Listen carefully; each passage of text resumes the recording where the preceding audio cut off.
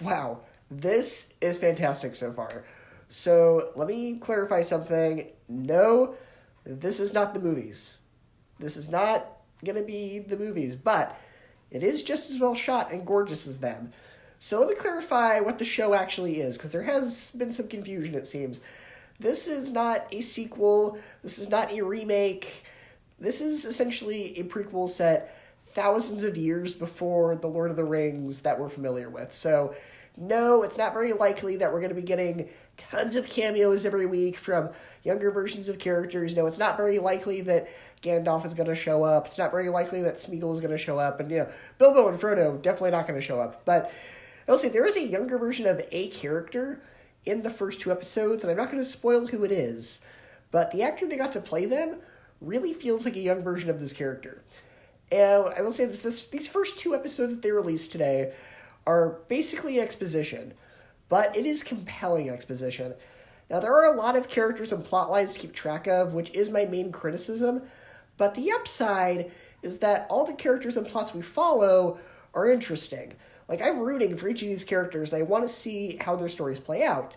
The dialogue is well written, the effects are very impressive, and though apart from the opening scene, there's not a lot of action so far, that's okay, because the stories are so good. They have crafted a very well done version of Middle-earth. It is very well crafted. They've made it a very interesting world to spend time in, or return to, depending on how big of a fan you are. Whether that be one of the stories about two young hobbits fighting a strange creature in their village, and they're not exactly sure what this creature is. Is he a giant? Is he a man? Is he something else entirely? The story of one of the main characters is hunting down Sauron to avenge her brother. That's really great. And there's also the story about an elf and a dwarf trying to patch up their rocky friendship. So, granted, I don't know what the plan is for this show. I don't know if by the end of the season these storylines are going to connect.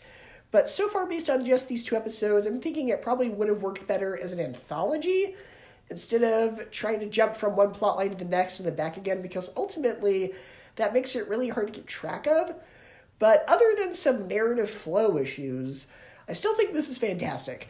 So far, there aren't any characters or plot lines where I'm thinking, really? We're following them? We're going back to this plot line?